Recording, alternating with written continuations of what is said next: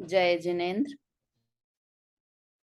निज स्वरूप को परम रस जामे भर्यो अपार, वंदो परमानंदमय समय सार अविकार। कुंद कुंद मुनि चंद्रवर अमृत चंद्र मुनीन, आत्मरसी बनारसी वंदो पद अरविंद। पंडित बनारसी दास जी की अनुपम कृति नाटक समय सार ग्रंथ पर हम चर्चा कर रहे हैं और उसमें हम आगे बढ़ते बढ़ते मोक्ष द्वार तक आ गए हैं। 9 नंबर का द्वार है मोक्ष द्वार।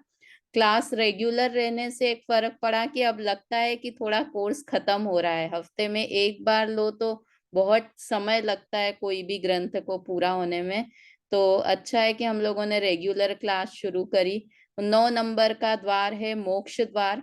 आज चूंकि हमारी रिवीजन क्लास है, किंतु हम थोड़ा रिवीजन करके आगे के छंद भी पढ़ेंगे, क्योंकि पिछले हफ्ते 2-3 ही क्लास लग पाई, गला खराब था। तो अपन पहले 2-3 जो 7-8 छंद हुए हैं थोड़ी सी उनकी शॉर्ट में चर्चा करेंगे और उसके बाद आगे के छंद पर बात करेंगे। मैं स्क्रीन शेयर करती हूँ। 9 नंबर का द्वार है मोक्ष द्वार। 7 तत्वों की बात करें तो अंतिम तत्व है मोक्ष तत्व, किंतु यहाँ पर समयसार ग्रंथ खत्म नहीं हुआ और नाटक समयसार ग्रंथ तो बिल्कुल ही नहीं। समयसार में तो एक सर्व विशुद्ध द्वार और है, किंतु यहाँ पर 3-4 द्वार और बनारसी दास जी ने, गुणस्थान, अधिकार, साध्य, साधक द्वार, आगे चर्चा आएगी उनकी भी। किंतु मोक्ष तत्व में अंतिम तत्व जो हमारा ध्येय है उस मोक्ष द्वार की यहाँ चर्चा है।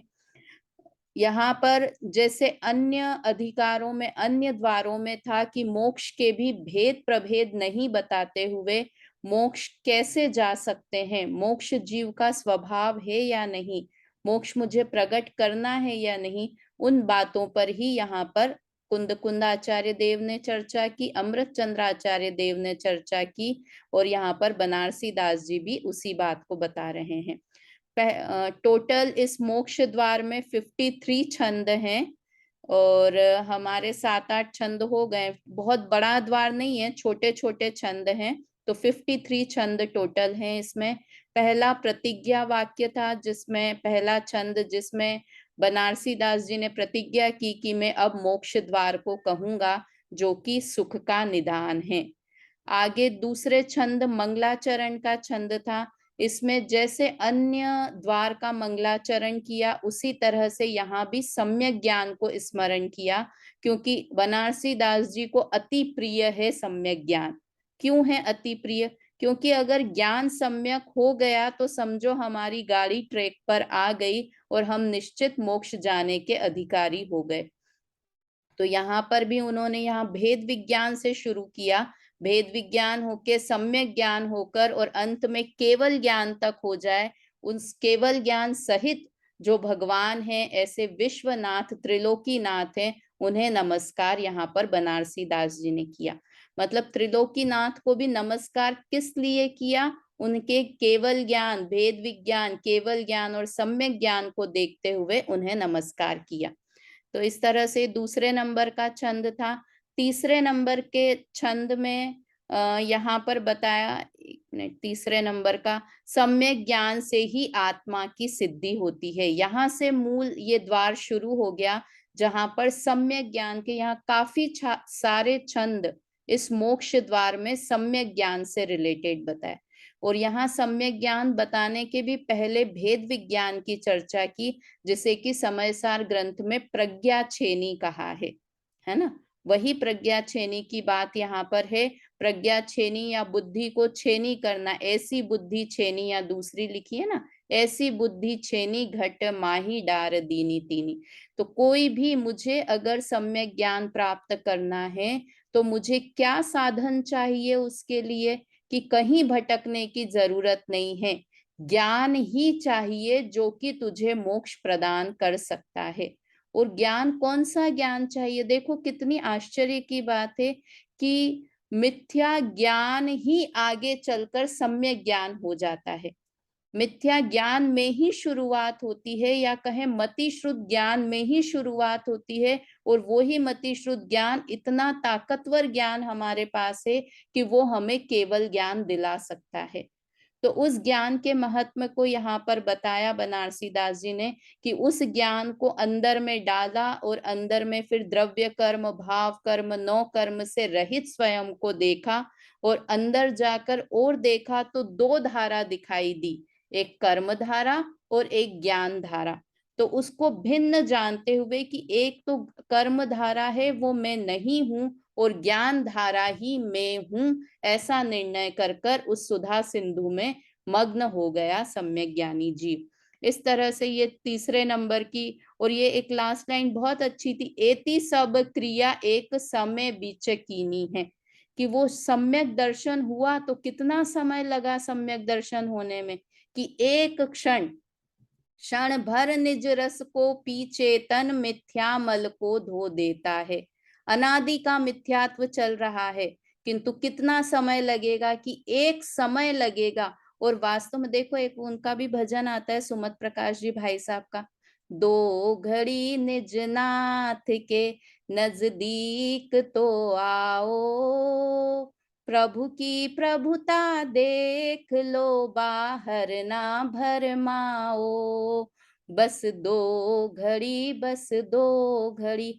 पर हमारी कितनी मुश्किल है कि हमको 24 घंटे में दो घड़ी भी नहीं मिल रही है, एक क्षण भी नहीं मिल रहा है कि हम अपने बारे में विचार कर लें, है ना। वो दो घड़ी निजनाथ के नजदीक आओ, तो मतलब वो तो 2 घड़ी 48 मिनट में केवल ज्ञान दिलाने की बात कर रहे हैं, वहां तो सुमित प्रकाश जी भाई साहब का वो भजन। यहाँ तो कह रहे हैं कि एक क्षण के लिए भी आ जाओ तो मोक्ष की शुरुआत हो जाएगी, मोक्ष मार्ग की शुरुआत हो जाएगी। तो ऐसा यहाँ पर तीसरे नंबर के छंद में वर्णन था। फिर चौथे नंबर के छंद में वही बात की कि कैसी है, कि जैसे लोहे की छेनी एक चीज के दो टुकड़े कर देती है, वैसे ही ज्ञान रूपी छेनी दो चीजों को अलग अलग कर देती है, एक जड़ को अलग करती है और दूसरा चेतन तत्व को अलग अलग कर देती है। वास्तव में यहाँ कोई पदार्थ अलग अलग होते हुए नहीं दिखाई देंगे। देखो, हमने मिथ्यात्व भी कहाँ कर रखा है, मान्यता में कर रखा है। मान्यता में मैंने ये मान रखा है कि ये मोबाइल मेरा है। वास्तव में मोबाइल मेरा कभी हुआ ही नहीं, कि ये अलग है, मैं अलग हूं, किंतु हमने सोच रखा है कि ये मेरा है। तो कहाँ पर है गलती? ज्ञान में गलती है। और सुधरेगा भी क्या? ज्ञान ही सम्यक होगा कि ये मोबाइल मेरा नहीं है। क्योंकि जो मेरा हो, मतलब मेरा हो यानी मेरे से चिपका हुआ हो, मेरे साथ हो, किंतु ये तो अलग है ना। हम, ये तो मोबाइल की बात हुई। हम होते हैं ना कि किसी से पूछते हैं कि भाई कैसे हो आप, कितना पैसा है, तो बोला वो तो करोड़ों अरबों पति है।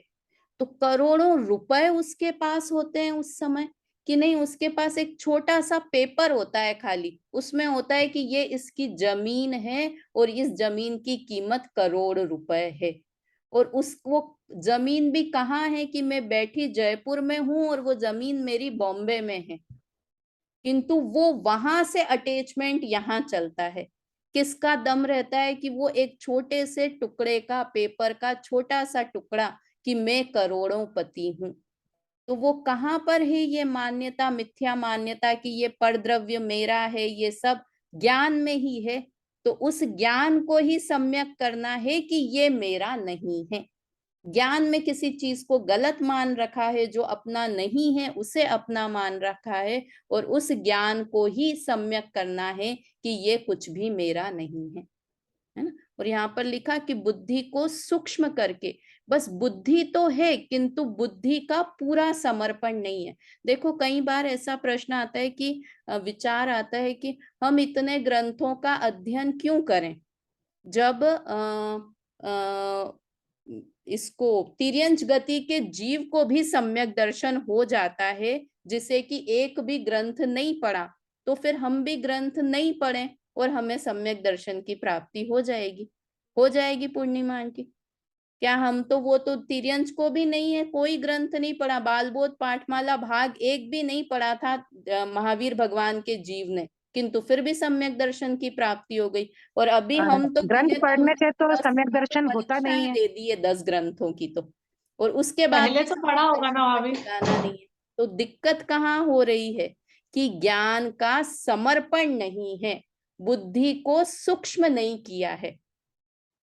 वो जो तिर्यंच गति को जीव को सम्यक दर्शन होता है, तो वो पूरे ज्ञान का समर्पण, पूरा श्रद्धान का समर्पण एक आत्मा पर कर देता है। और हम क्या करते हैं, हमारे पास ज्ञान तो बहुत सारा है, किंतु हम क्या चाहते हैं कि थोड़ा सा ज्ञान हम धर्म कर लें और बाकी का ज्ञान हम पूरा का पूरा विषय कषाय में लगा लें। तो कहा ऐसा अनर्थ, ऐसी अनीति संभव नहीं है, मतलब ये गलत तुम्हारी सोच। जितना है उतना पूरा समर्पण चाहिए।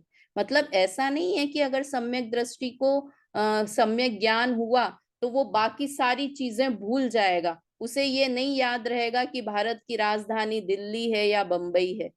वो दूसरा ज्ञान भी रहेगा, किंतु ज्ञान का समर्पण, इस शब्द का अर्थ समझ में आ रहा है? ज्ञान का समर्पण मतलब करने योग्य कार्य यही है, उपादेय यही है, मेरी रुचि इसी में है, उसमें पूरी रुचि लग जाना, तन्मयता हो जाना, वो सम्यक दर्शन का कारण है।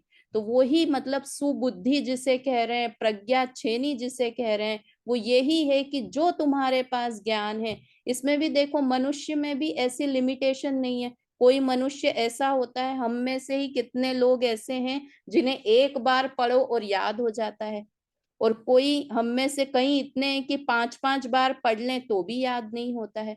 तो कौन सम्यक दर्शन किसे ज्यादा जल्दी होगा? बेला भाभी, किसे जल्दी होगा? एक बार याद करने वाले को सम्यक दर्शन जल्दी होगा, सम्यक ज्ञान जल्दी होगा, कि जो 5 बार पढ़ के याद करता है उसे सम्यक ज्ञान होगा? दोनों का ही नहीं है, तो किसी किसे मतलब होगा? वो नहीं कि 5 बार पढ़ो चाहे एक एक बार मिनट पढ़ो, जिसने दीजिए मेरे तरफ से। हाँ बोलिए।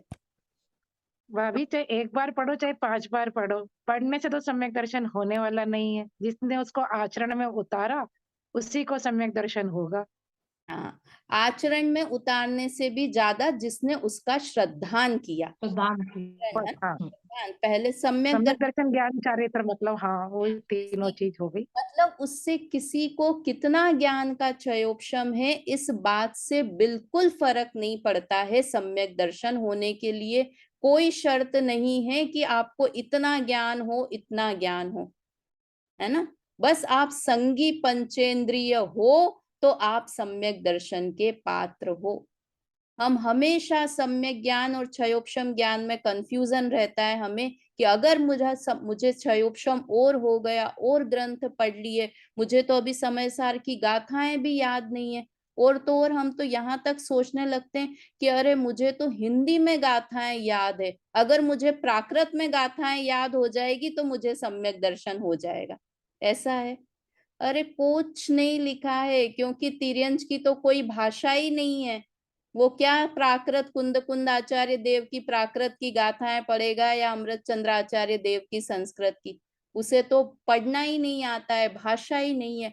मतलब सम्यक दर्शन, सम्यक ज्ञान कुछ अलग वस्तु है जो हम सोच रहे हैं, जिससे हम प्राप्त करना चाह रहे हैं। ये जो यहाँ पर वजन दे रहे हैं ना, वो गुरुदेव भी बार बार इसी बात को, कि हम किस साधनों से सम्यक दर्शन, सम्यक ज्ञान प्राप्त करना चाहते हैं। और यहाँ पर क्या साधन बता रहे हैं? प्रज्ञा छेनी, अपने ज्ञान को सूक्ष्म कर कर ज्ञान को पूरी तरह से आत्मा में लगा देंगे तो वो ही एक सम्यक ज्ञान का उपाय है। मतलब एक ये उपाय बताया, तो इसके अलावा जितने भी उपाय हैं वो सारे उपाय कोई काम के नहीं हैं।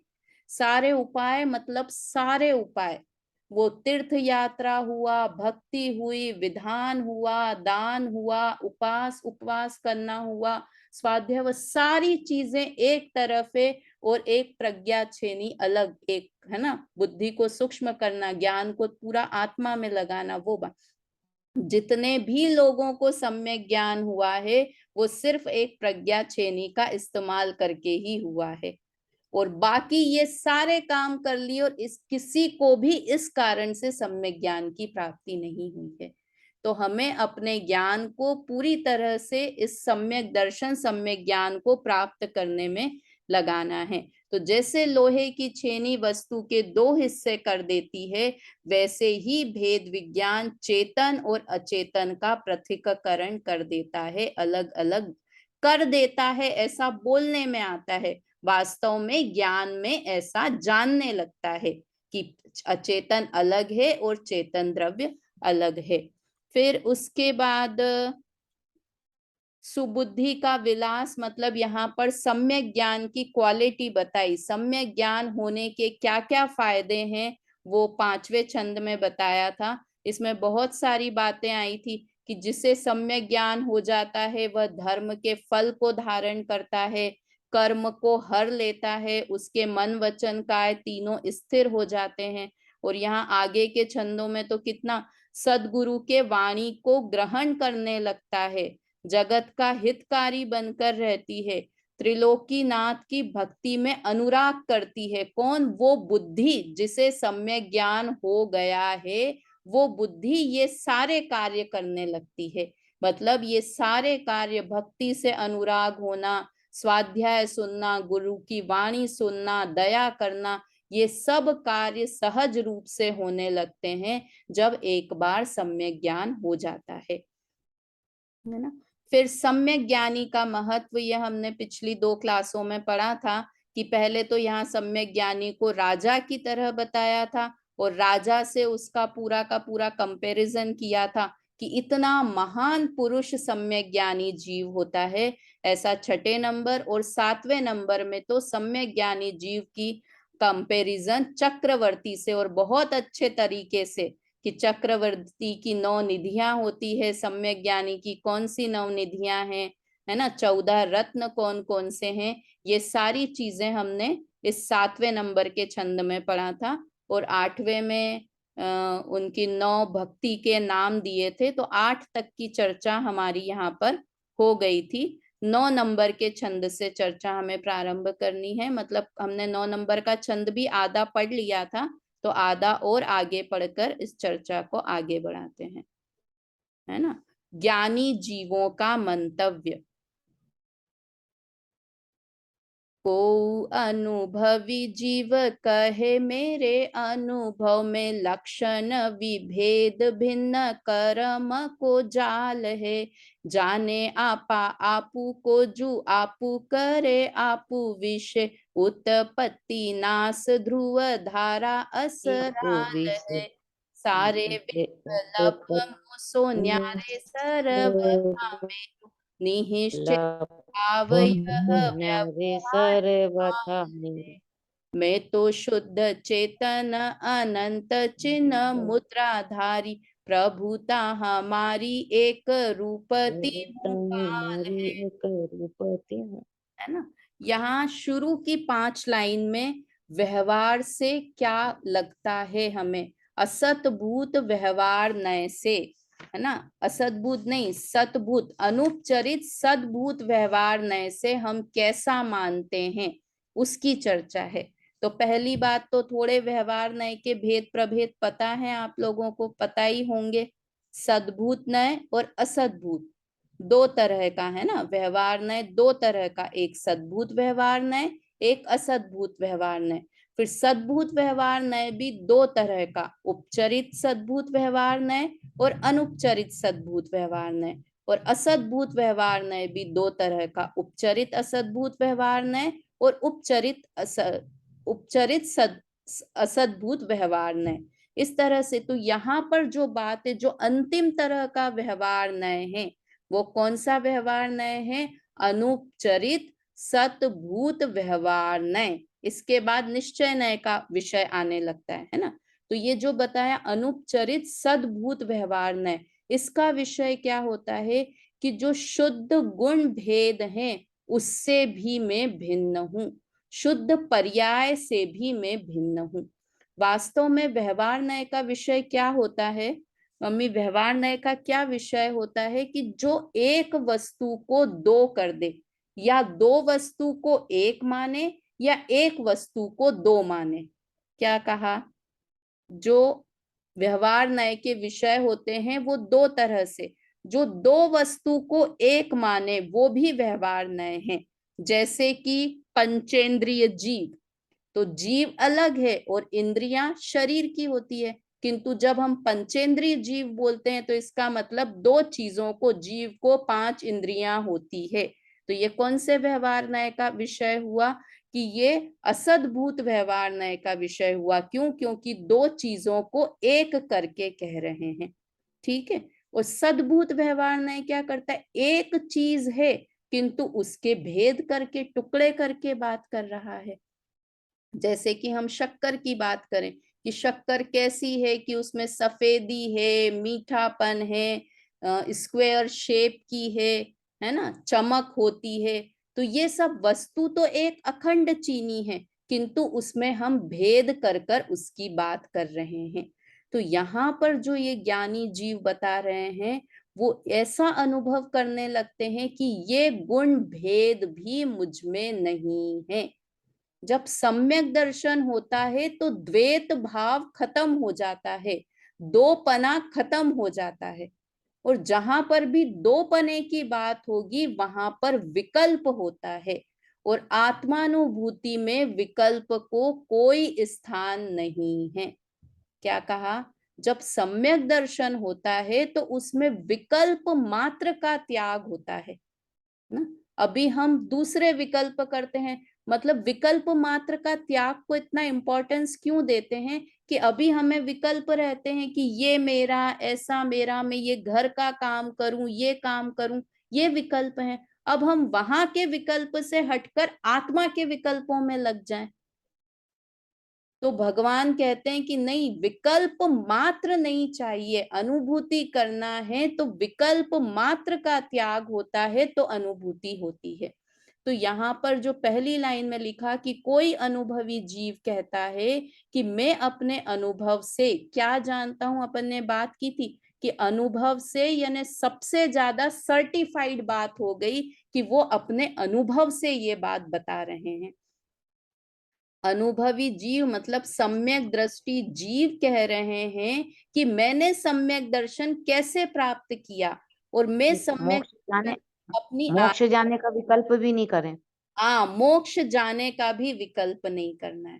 मोक्ष जाना है ऐसा विकल्प किया है। मोक्ष जाने का क्या? सम्यक दर्शन करना है ऐसा विकल्प भी सम्यक दर्शन में बाधक है ना। विकल्प मात्र का त्याग करना है। हम माला फेरते रहे, मोक्ष जाना है, मोक्ष जाना है, मोक्ष जाना है, दिन में 10-10 बार माला फेरें तो मोक्ष चले जाएंगे? जा ही नहीं सकते, क्योंकि वो मोक्ष जाने का वो उपाय ही नहीं है। यहाँ तो और उसके आगे के बहुत सारे विकल्पों की बात करें तो तो अनुभवी फिर कौन सा विकल्प करें तो मोक्ष चले जाएं? हैं। फिर कौन सा विकल्प करें तो मोक्ष चले जाएं? वही तो कह रहे हैं कि विकल्प मात्र का त्याग करें तो मोक्ष चले जाएंगे। विकल्प मात्र का त्याग करेंगे, एक भी विकल्प नहीं। वास्तव में ना हम ऐसी पोजीशन सोच भी नहीं पाते हैं, है ना। क्यों नहीं सोच पाते? क्योंकि अनादि काल से विकल्प विकल्प विकल्प करते आए हैं ना, तो हमको समझ में ही नहीं आता है कि अरे कोई ऐसी दशा भी हो सकती है कि जहाँ कोई भी विकल्प नहीं हो। वो क्या अभी करते ही आए हैं ना, अभी तक काम करने की इतनी आदत पड़ी हुई है कि कुछ करना ही है। हाँ, कुछ करना ही है। फिजिकली भी कुछ करना है और मेंटली भी कुछ करना है। मेंटली भी। फिजिकली करना मतलब क्रिया हो गई, और मेंटली करना मतलब विकल्प हो गए। मेंटल कार्य को कहते हैं विकल्प। तो विकल्प। मेंटल कार्य कुछ भी नहीं करना है। तो क्या नींद की गोली लेके सो जाएं तो मेंटल कार्य बंद हो जाएंगे? कई लोग, क्यों पता है नींद की गोली क्यों लेते हैं? कि विकल्प से इतने परेशान हो जाते हैं कि उनकी रात की नींद भी उड़ जाती है। मतलब वो कुछ कुछ कुछ कुछ सोच रहे हैं, सोच रहे हैं, सोचते रहते हैं। तो वो विकल्प से बचने के लिए नींद की गोली खा लेते हैं। तो विकल्प से बचने का उपाय नींद की गोली खा लेना है? विकल्प से बचना है तो आत्मानुभूति करनी है। और आत्मा ऐसी स्थान है कि जहां पर कोई विकल्प होंगे नहीं, ऐसा अनुभवी लोग अपने अनुभव से बता रहे हैं, है ना। तो यहाँ कौन कौन से, कि उन्होंने सबसे पहले तो कर्म के जाल को अपने से अलग मान लिया क्योंकि कर्म का लक्षण अलग है और आत्मा का लक्षण अलग है। और उसके बाद तीसरी लाइन में छह कारक से भी भिन्न, छह कारक के विकल्प भी मैं नहीं हूं। कौन कौन से छह कारक? कर्ता, कर्म, करण, संप्रदान, अपादान और अधिकरण। ऐसा विकल्प कि मैं आत्मा हूं, मुझे सम्यक दर्शन करना है, ये कर्म हुआ। कर्ता मतलब मैं, मुझे सम्यक दर्शन करना है, ये कर्म हो गया मेरा, है ना। करण किससे करना है? कि अभी हमने पढ़ा बुद्धि को सूक्ष्म करके करना है, प्रज्ञा छेनी से, तो प्रज्ञा छेनी हो गई करण। तो कर्ता मतलब मैं करने वाला, कर्म मुझे सम्यक दर्शन प्राप्त करना है। किससे? करण मतलब साधन। किससे सम्यक दर्शन प्राप्त करना है? कि प्रज्ञा छेनी से करना है, क्योंकि अभी हमने समय सार में पढ़ा कि प्रज्ञा छेनी से सम्यक दर्शन होता है, तो हम प्रज्ञा छेनी को हम करण मानने लगे, है ना। कर्ता, कर्म, करण, संप्रदान किसके लिए करना है? कि मुझे अपने लिए सम्यक दर्शन करना है, मुझे सम्यक दर्शन करूंगा तो मुझे बहुत सुख शांति की प्राप्ति होगी, तो ये संप्रदान। फिर अपादान किसके आधार से होगा? कि किसमें से होगा? कि आत्मा में से ही होगा। मैं अपनी आत्मा को, ज्ञान को अपने अंदर लगा दूंगा तो सम्यक दर्शन हो जाएगा। किसके आधार पर होगा? कि मैंने इतने ग्रंथों को पढ़ रखा है, उस आधार से मैं सम्यक दर्शन को प्राप्त करूंगा। तो कहा कि ये सब गलत है। क्यों? क्योंकि ये सब विकल्प रूप हैं कि मुझे प्रज्ञा छेनी से आत्मा को जानना है, सम्यक दर्शन प्राप्त करना है, ये भी विकल्प है। तो यहाँ क्या लिखा? जाने आपा आपा को जू आपू करी आपू विषय। अपने आप को अपने द्वारा, अपने में, अपने आधार से जानना है। मतलब यहाँ पर्याय का भी भेद खत्म कर दिया कि मैं आत्मा और मुझे ज्ञान से अपनी आत्मा को जानना है। मैं आत्मा और मुझे ज्ञान से मतलब ज्ञान गुण से, और जानना है मतलब पर्याय। तो द्रव्य गुण पर्याय, ऐसे तीन भेद भी उसमें नहीं है आत्मानुभूति में, है ना। मतलब वास्तव में ये अभी आएगा, इसी में आगे आएगी कि क्यों अलग अलग चीजें नहीं है। और उत्पत्ति नाश ध्रुव धारा असराल है। उत्पाद व्यय ध्रुव्य ये धारा भी मुझ में नहीं है, मैं तो एक ध्रुव तत्व हूं। ये उत्पाद व्यय जिसमें हो रहे हैं वो पर्याय भी मेरा स्वभाव नहीं है। तो यहाँ पर अनुपचरित सद्भूत व्यवहार नय के विषय से भी रहित जो होगा वो आत्म तत्व ही मैं हूं, ऐसा बताया। देखो क्या लिखा आगे, सारे विकल्प मोह से न्यारे सर्वथा। ये सारे विकल्प हैं और ये विकल्प मुझसे बिल्कुल भिन्न है ना। दो तरह, दो चीजों से यहाँ छुटकारा दिला रहे हैं, एक विकल्प मात्र से और एक द्वैत पने से, दो पने से और विकल्प मात्र से। जहां दो चीज होंगी वहां विकल्प होगा ही होगा, ना। मैं आत्मा और मुझे अपने से अपने को जानना है, मतलब दो तरह की आत्मा हो गई, एक आत्मा को दूसरी आत्मा से जानना है।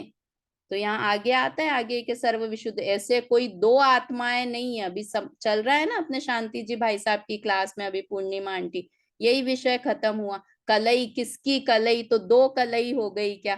तो ऐसे कि दो आत्मा से आत्मा को जानना है, तो दो आत्मा तो है नहीं, तो एक आत्मा ही है।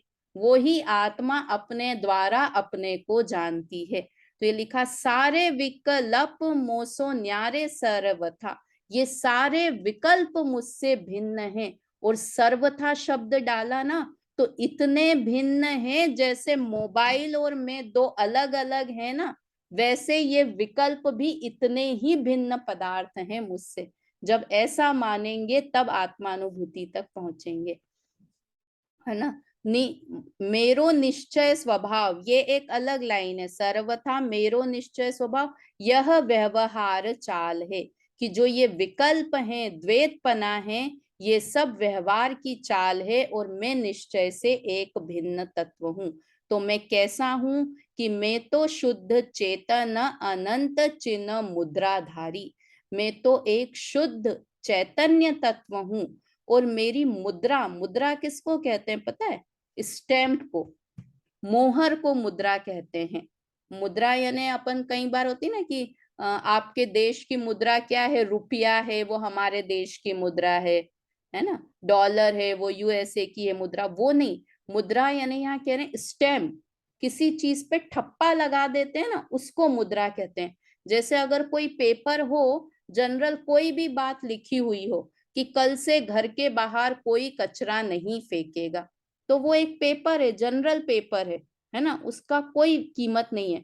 किंतु अगर उसके ऊपर राष्ट्रपति की या नरेंद्र मोदी की सील लग जाए, ठप्पा लग जाए, मुद्रा लग जाए, तो अब उस पेपर का कितना महत्व है, कि अब उस पेपर का इतना महत्व है कि किसने बाहर कचरा फेंक दिया तो उस व्यक्ति को जेल हो जाएगी, किसी को अपने घर के बाहर, मतलब स्टैंप का इतना महत्व है ना। वो नहीं तो वो पेपर था, और जैसे ही राष्ट्रपति की, प्रधानमंत्री की उस पे मोहर लग गई, सील लग गई, मुद्रा लग गई, तो उसकी वैल्यू अनंत गुना हो जाएगी। और इतिहास में आगे आगे तक उसको याद रखेंगे कि इतनी तारीख को नरेंद्र मोदी ने इस चीज पर ठप्पा लगा दिया कि अब घर के बाहर कोई कचरा नहीं फेंकेगा, है ना, इतना महत्व है। तो वैसे ही मेरी मुद्रा क्या है, मेरी पहचान किससे है, मेरी स्टैम्प क्या है, कि चिन्ह मुद्रा, चैतन्य, ज्ञान, दर्शन,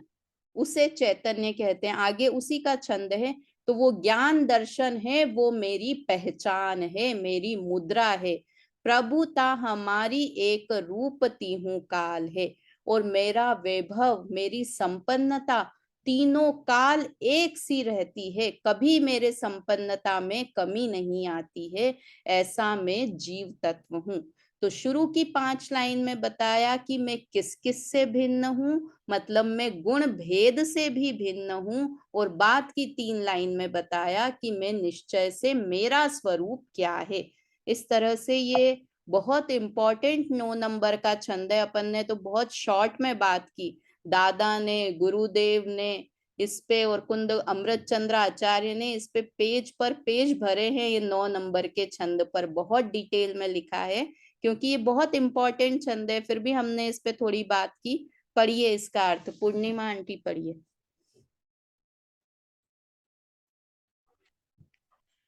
आत्मानुभवी जीव कहते हैं कि हमारे अनुभव में आत्म स्वभाव से विरुद्ध चिन्हों का धारक कर्मों का फंदा हमसे पृथक है। वे आप अपने को अपने द्वारा अपने में जानते हैं। द्रव्य की उत्पाद, व्यय और ध्रुव या त्रिगुण धारा जो मुझ में बहती है, सो ये विकल्प व्यवहार न से है, मुझसे सर्वथा भिन्न है।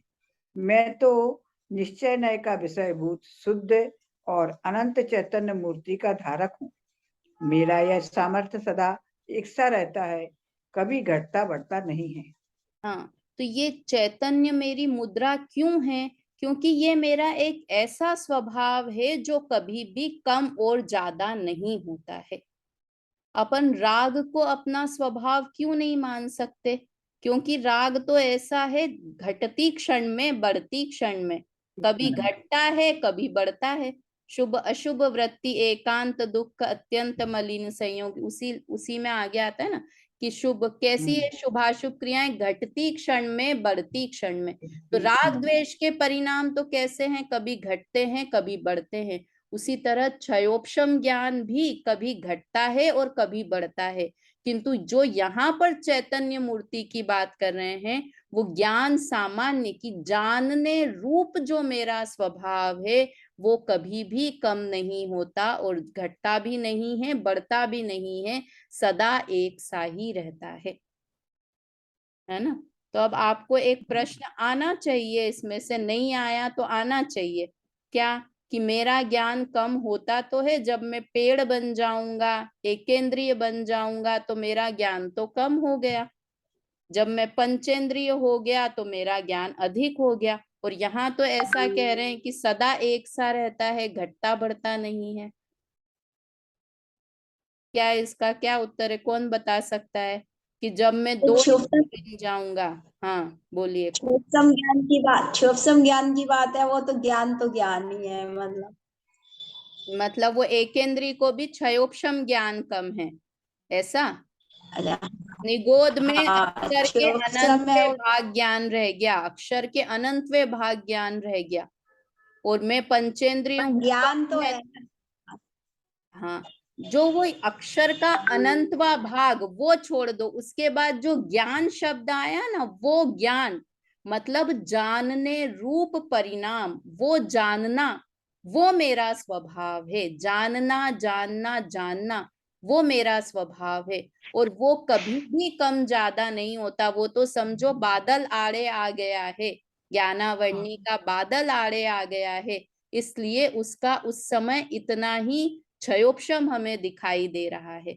किंतु मेरा ज्ञान स्वभाव में कहीं भी चला जाऊं तो अब दुखी होने की बात नहीं है, क्योंकि मेरी सामर्थ्य सदा एक सी रहती है, घटती बढ़ती नहीं है ना। अभी तो हम तो ये अभी की बात कर रहे हैं, अभी से 5 साल बाद हमारा ऐसा क्षयोपम हो जाए कि इतना सब याद किया है सब कुछ भूल जाए, तो दुखी होना है कि अरे मुझे तो अब कुछ याद ही नहीं रहता है, क्या करूं, कुछ याद ही नहीं रहता है। अरे ज्ञान सामान्य है ना, हमेशा मेरे साथ है, कभी घटता बढ़ता नहीं है। उस ज्ञान तक हमको पहुंचना है। मतलब क्षयोपम, हम कहीं क्षयोपम ज्ञान में अटक के रह जाते हैं, किंतु हमें वहां तक पहुंचना है कि हम उस चीज को देखने लगे कि ज्ञान सामान्य है, वही मैं हूं। ठीक है, इस तरह से ये 9 नंबर का छंद हुआ। अब 10 नंबर में तो ये सच में सोचती हूँ बहुत सारा पढ़ने के लिए, और कुछ पढ़ नहीं पाते हैं। तो 10वें नंबर के छंद पे अब बच्चे 3 मिनट ही हैं, सिर्फ अपन ये छंद बोलते हैं। बहुत अच्छा छंद है, 10 और 11 नंबर का छंद दोनों एक साथ बोलते हैं। मंडे से इस पे चर्चा प्रारंभ करेंगे। फिर आत्मा के चेतन लक्षण का स्वरूप, ऊपर अभी बताया ना कि मेरी चैतन्य मुद्रा है, मेरा स्टैंप, मेरी पहचान चेतना है। तो वो चेतना लक्षण क्या है उसकी बात, अपनी पहचान बता रहे हैं। जैसे आधार कार्ड अपनी पहचान है ना, आपकी पहचान आपका आधार कार्ड, ऐसे ही यहाँ आत्मा का पहचान क्या है, आत्मा का चिन्ह क्या है, जिससे कि आप पहचाने जाओगे, उस चिन्ह की यहाँ बात कर रहे हैं। अच्छा, ममता भाभी भी है, सैटरडे सैटरडे दिखती है ममता भाभी, है ना। चलिए इस छंद को बोलते हैं, 10 नंबर छंद को बोलते हैं एक साथ। निराकार चेतन खाना का टाइम होता है। हाँ खाना का टाइम होता है हमारा, वो 11 हाँ, नहीं, बजे। समझ गई, मैं समझ गई वो तो। ठीक है, चलिए। निराकार चेतना का हावे दर्शन गुण साकार, चेतना शुद्ध ज्ञान गुण सार है। चेतना अद्वैत दो चेतन दरब माही, सामान विशेष सत्ता ही को विस्तार है। को कहे चेतना चिन्ह नाही आत्मा में, चेतना के नाश होत त्रिविध विकार है। लक्षण को नाश, सत्ता नाश, मूल वस्तु नाश, ताते जीव दरब को चेतना आधार है। अगर चेतना का नाश मान लेंगे कि चेतना गुण मुझ में नहीं है, तो 3 चीजों का नाश हो जाएगा एक साथ। कौन सी 3 चीजें? लक्षण का नाश, सत्ता का नाश, और मूल वस्तु का ही नाश हो जाएगा। ये यहाँ से थोड़ी न्याय की भाषा शुरू करी है कि किस न्याय से सिद्ध करेंगे कि आत्मा में चेतना लक्षण है ना। 11वें नंबर का भी छंद बोलते हैं, बड़े बहुत अच्छे छंद हैं, और बहुत अच्छे से इन छंदों पे चर्चा होनी चाहिए। दूसरी लाइन में आपने ना साकार चेतना शुद्ध शुद्ध वाला कटवाया था ना आपने एक बार, शुद्ध ज्ञान गुण सार है, साकार चेतना है ना दूसरी लाइन में 10वें में। हाँ, नहीं शुद्ध ज्ञान नहीं, एक बार अपन देखते हैं, पहले 11 नंबर का छंद बोलें, क्योंकि बीच में क्लास खत्म हो जाएगी, जब इस पे चर्चा करेंगे